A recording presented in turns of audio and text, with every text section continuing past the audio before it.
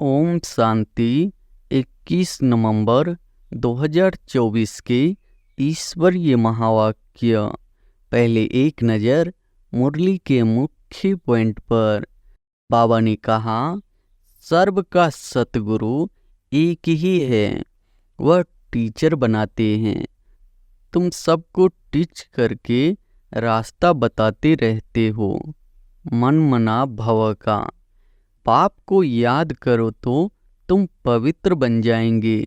उठते बैठते चलते बाप को याद करो। हे बच्चों, देह सहित देह के सब धर्म छोड़ मुझे याद करने से तुम पावन बन फिर से अपने घर मुक्ति धाम पहुंच जाएंगे। तुम अभी बाबा बाबा कहने लगे हो। बाप भी कहते हैं, इस याद की यात्रा से ही तुम्हारे पाप कटने हैं। बच्चे को बाप याद पड़ जाता है ना। बाप की आत्मा और हमारी आत्मा में और कोई फर्क है नहीं। वह भी बिंदी है, हम भी बिंदी है। यह ज्ञान और कोई को है नहीं, तुमको ही बाप ने बताया है। और फिर बाबा ने कहा, हम पहले ऐसे देवी देवता थे, अब जानवर से भी बदतर हो गए हैं। मुख्य तो हम अपनी आत्मा को भी भूले हुए हैं। गलानी करने से बाप से दूर होते जाते हैं, सीढ़ी नीचे उतरते गए हैं। ड्रामा प्लान अनुसार मूल बात हो जाती है बाप को याद करने की। बाप और कोई तकलीफ नहीं देते हैं, बस और कोई तरफ का विचार नहीं करना है। यह तो मोस्ट इजी है, बाप को याद करना है। याद क्यों करना पड़ता है? क्योंकि हमारे ऊपर जो पाप चढ़े हुए हैं वह इस याद से ही खत्म होंगे। 1 सेकंड में जीवन मुक्ति। जीवन मुक्ति का मदार पढ़ाई पर है और मुक्ति का मदार याद पर है। और फिर लास्ट में बाबा ने कहा, धंधा आदि जो तुम करते हो वह भी दिन रात याद रहता है ना। तो अब बाप यह रूहानी धंधा देते हैं, अपने को आत्मा समझ मुझे याद करो और 84 के चक्र को याद करो। हम पद्मा पदम साहूकार थे, बहुत पवित्र थे, बहुत सुखी थे। वहाँ झूठ पाप आदि कुछ होता नहीं। सारे विश्व पर तुम्हारी जीत थी। बाप तो एवर पूज्य है, वह कभी पुजारी होते नहीं। उनका धंधा है तुमको पुजारी से पूज्य बनाना। रावण का काम है तुमको पुजारी बनाना। बाप ने फरमान किया है, मुझे याद करो तो इतनी शक्ति मिलेगी। यह तुम्हारा धर्म बहुत सुख देने वाला है। बाप है सर्वशक्तिमान। और अब सुनते हैं महावाक्यों को विस्तार से। मुरली का सार है, मीठे बच्चे, तुम्हें अब टीचर बन सबको मन वशीकरण मंत्र सुनाना है। यह तुम सब बच्चों की ड्यूटी है। प्रश्न है, बाबा किन बच्चों का कुछ भी स्वीकार नहीं करते हैं? उत्तर है, जिन्हें अहंकार है, मैं इतना देता हूँ, मैं इतनी मदद कर सकता हूँ। बाबा उनका कुछ भी स्वीकार नहीं करते। बाबा कहते, मेरे हाथ में चाबी है, चाहे तो मैं किसी को गरीब बनाऊं, चाहे किसी को साहूकार बनाऊं। यह भी ड्रामा में राज्य है। जिन्हें आज अपनी साहूकारी का घमंड है, वह कल गरीब बन जाते और गरीब बच्चे बाप के कार्य में अपनी पाई पाई सफल कर साहूकार बन जाते हैं। ओम शांति। यह तो रूहानी बच्चे जानते हैं कि बाप आए हैं हमको नई दुनिया का वर्षा देने। यह तो बच्चों को पक्का है ना कि जितना हम बाप को याद करेंगे उतना पवित्र बनेंगे। जितना हम अच्छा टीचर बनेंगे उतना ऊंच पद पाएंगे। बाप तुम्हें टीचर के रूप में पढ़ाना सिखाते हैं, तुमको फिर औरों को सिखाना है। तुम पढ़ाने वाले टीचर जरूर बनते हो, बाकी तुम कोई का गुरु नहीं बन सकते हो, सिर्फ टीचर बन सकते हो। गुरु तो एक सद्गुरु ही है, वह सिखलाते हैं। सर्व का सद्गुरु एक ही है, वह टीचर बनाते हैं। तुम सबको टीच करके रास्ता बताते रहते हो, मन मना भव का। बाप ने तुम्हारे पर यह ड्यूटी रखी है कि मुझे याद करो और फिर टीचर भी बनो। तुम कोई को बाप का परिचय देते हो तो उनका भी फर्ज है बाप को याद करना। टीचर रूप में सृष्टि चक्र की नॉलेज देनी पड़ती है, बाप को जरूर याद करना पड़े। बाप की याद से ही पाप मिट जाने हैं। बच्चे जानते हैं हम पाप आत्मा है, इसलिए बाप सबको कहते हैं अपने को आत्मा समझ बाप को याद करो तो तुम्हारे पाप मिट जाएंगे। बाप ही पतित पावन है। युक्ति बताते हैं मीठे बच्चे, तुम्हारी आत्मा पतित बनी है, जिस कारण शरीर भी पतित बना है। पहले तुम पवित्र थे, अभी तुम अपवित्र बने हो। अब पतित से पावन होने की युक्ति तो बहुत सहज समझाते हैं। बाप को याद करो तो तुम पवित्र बन जाएंगे। उठते बैठते चलते बाप को याद करो। वो लोग गंगा स्नान करते हैं तो गंगा को याद करते हैं, समझते हैं वह पतित पावनी है। गंगा को याद करने से पावन बन जाना है, परंतु बाप कहते हैं कोई भी पावन बन नहीं सकते हैं। पानी से कैसे पावन बनेंगे? बाप कहते हैं मैं पतित पावन हूँ। हे बच्चों, तीस सहित देह के सब धर्म छोड़ मुझे याद करने से तुम पावन बन फिर से अपने घर मुक्ति धाम पहुँच जाएंगे। सारा कल्प घर को भूले हो। बाप को सारा कल्प कोई जानता ही नहीं है। एक ही बार बाप खुद आकर अपना परिचय देते हैं। इस मुख द्वारा, इस मुख की कितनी महिमा है। गौमुख कहते हैं ना, वह गौ तो जानवर है, यह है मनुष्यों की बात। तुम जानते हो यह बड़ी माता है, जिस माता द्वारा शिव बाबा तुम सबको एडॉप्ट करते हैं। तुम अभी बाबा बाबा कहने लगे हो। बाप भी कहते हैं इस याद की यात्रा से ही तुम्हारे पाप कटने हैं। बच्चे को बाप याद पड़ जाता है ना, उसकी शकल आदि दिल में बैठ जाती है। तुम बच्चे जानते हो जैसे हम आत्मा है वैसे वह परम आत्मा है। शकल में और कोई फर्क नहीं है। शरीर के संबंध तो फीचर्स आदि अलग है, बाकी आत्मा तो एक जैसी ही है। जैसे हमारी आत्मा वैसे बाप भी परम आत्मा है। तुम बच्चे जानते हो बाप परम धाम में रहते हैं, हम भी परम धाम में रहते हैं। बाप की आत्मा और हमारी आत्मा में और कोई फर्क है नहीं। वह भी बिंदी है, हम भी बिंदी है। यह ज्ञान और कोई को है नहीं, तुमको ही बाप ने बताया है। बाप के लिए भी क्या क्या कह देते हैं। सर्वव्यापी है, पत्थर ठिक्कर में है, जिसको जो आता है वह कह देते हैं। ड्रामा प्लान अनुसार भक्ति मार्ग में बाप के नाम रूप देश काल को भूल जाते हैं। तुम भी भूल जाते हो। आत्मा अपने बाप को भूल जाती है। बच्चा बाप को भूल जाता है तो बाकी क्या जानेंगे। गोया निधंगे हो गए, धनी को याद ही नहीं करते हैं। धनी के पाठ को ही नहीं जानते हैं, अपने को भी भूल जाते हैं।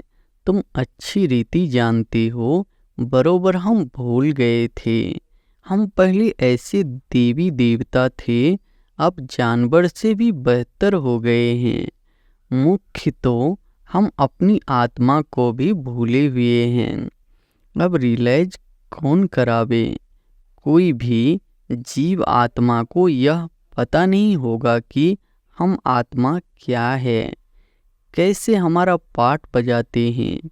हम सब भाई भाई है, यह ज्ञान और कोई में नहीं है। इस समय सारी सृष्टि ही तमो प्रधान बन चुकी है। ज्ञान नहीं है तुम्हारे में, अब ज्ञान है।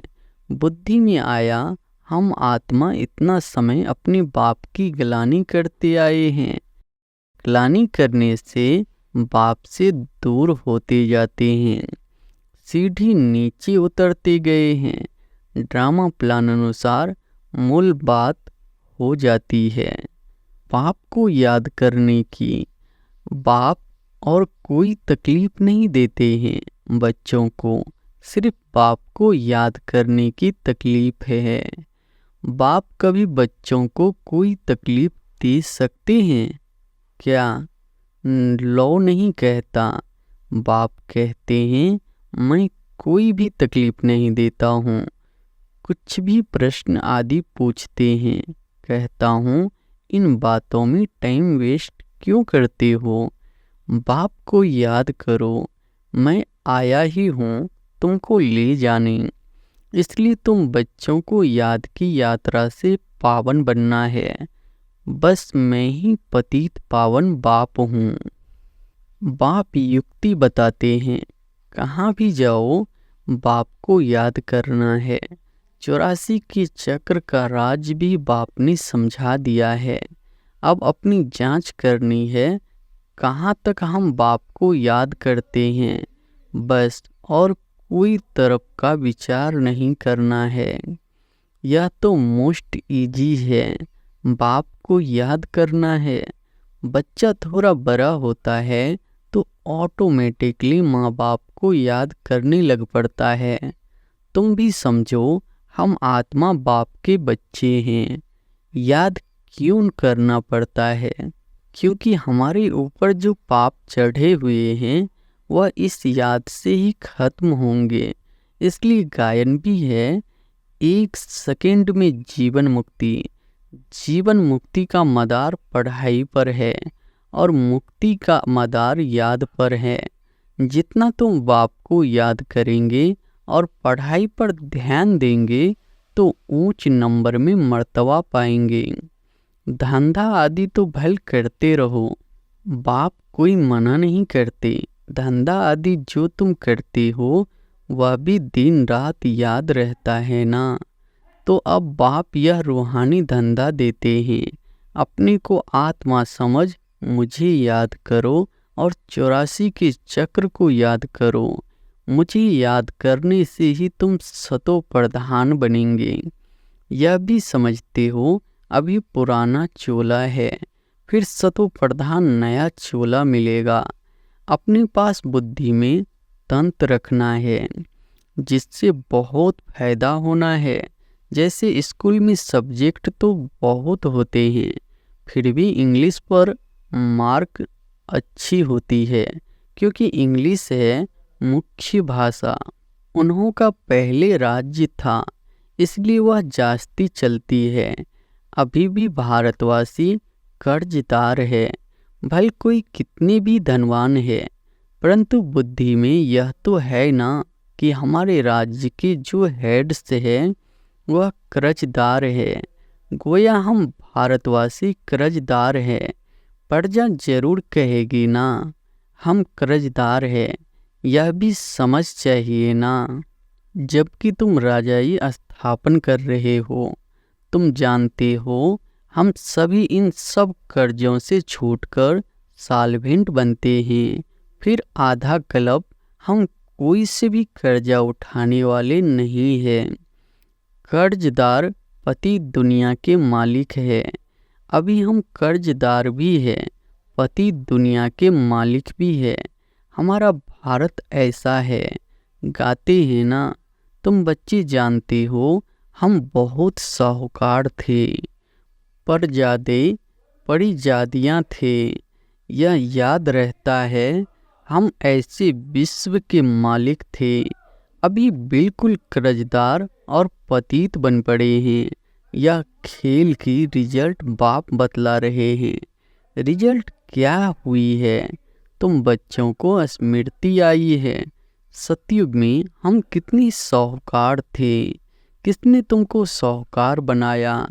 बच्चे कहेंगे, बाबा आपने हमको कितना साहूकार बनाया था। एक बाप ही साहूकार बनाने वाला है। दुनिया इन बातों को नहीं जानती। लाखों वर्ष कह देने से सब भूल गए हैं, कुछ नहीं जानते हैं। तुम अभी सब कुछ जान गए हो। हम पद्मा पदम साहूकार थे, बहुत पवित्र थे, बहुत सुखी थे। वहाँ झूठ पाप आदि कुछ होता नहीं। सारे विश्व पर तुम्हारी जीत थी। गायन भी है, शिव बाबा आप जो देते हो वह और कोई दे नहीं सकता। कोई की ताकत नहीं जो आधा कल्प का सुख दे सके। बाप कहते हैं, भक्ति मार्ग में भी तुमको बहुत सुख अथाह धन रहता है। कितने हीरे जवाहर थे जो फिर पिछाड़ी वालों के हाथ में आते हैं। अभी तो वह चीज ही देखने में नहीं आती है। तुम फर्क देखते हो ना।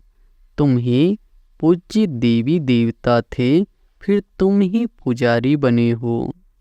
आपे ही पूज्य, आपे ही पुजारी। बाप कोई पुजारी नहीं बनते हैं, परंतु पुजारी दुनिया में तो आते हैं ना। बाप तो एवर पूज्य है, वह कभी पुजारी होते नहीं। उनका धंधा है तुमको पुजारी से पूज्य बनाना। रावण का काम है तुमको पुजारी बनाना। यह दुनिया में किसको पता नहीं है। तुम भी भूल जाते हो। रोज रोज बाप समझाते रहते हैं। बाप के हाथ में है, किसको चाहे साहूकार बनावे चाहे गरीब बनाए।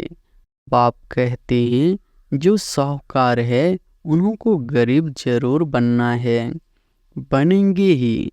उन्हों का पाठ ऐसा है, वह कभी ठहर नहीं सके।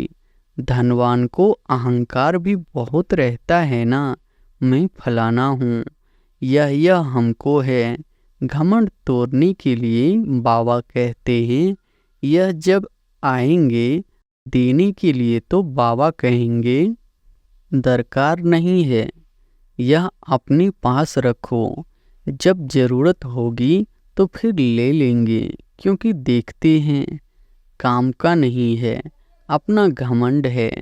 तो यह सब बाबा के हाथ में है ना, लेना व न लेना। बाबा पैसे क्या करेंगे, दरकार नहीं। यह तो तुम बच्चों के लिए मकान बन रहे हैं। आकर के बाबा से मिलकर ही जाना है, सदैव तो रहना नहीं है। पैसे की क्या दरकार रहेगी।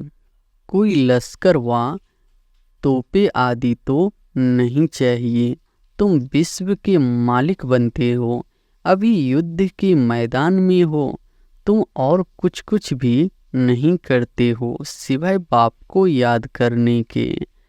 बाप ने फरमान किया है, मुझे याद करो तो इतनी शक्ति मिलेगी। यह तुम्हारा धर्म बहुत सुख देने वाला है।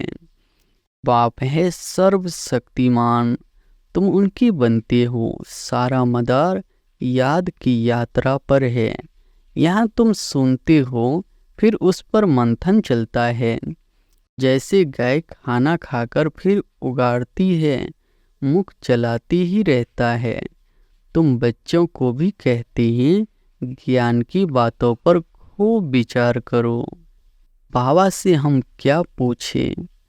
बाप तो कहते हैं, मन मना भव, जिससे ही तुम सतो प्रधान बनते हो। यह एम ऑब्जेक्ट सामने है, तुम जानते हो सर्वगुण संपन्न 16 कला संपन्न बनना है। यह ऑटोमेटिकली अंदर में आना चाहिए। कोई की गिलानी व पाप कर्म आदि कुछ भी न हो। कोई भी तुमको उल्टा कर्म नहीं करना चाहिए। नंबर 1 है, यह देवी देवताएं पुरुषार्थ से ऊंच पद पाया है ना, उन्हों के लिए गाया जाता है अहिंसा परमो देवी देवता धर्म। किसको मारना यह हिंसा हुई ना। बाप समझाते हैं तो फिर बच्चों को अंतर्मुख हो अपने को देखना है। हम कैसे बने हैं, बाबा को हम याद करते हैं। कितना समय हम याद करते हैं, इतनी दिल लग जाए जो यह याद कभी भूले ही नहीं। अब बेहद का बाप कहते हैं, तुम आत्माएं मेरी संतान हो, सो भी तुम अनादि संतान हो। वह जो आशिक मासुक होते हैं, उन्हों की है जिस्मानी याद। जैसे साक्षात्कार होता है फिर गुम हो जाते हैं, वैसे वह भी सामने आ जाते हैं। उस खुशी में ही खाते पीते याद करते रहते हैं। तुम्हारे इस याद में तो बहुत बल है।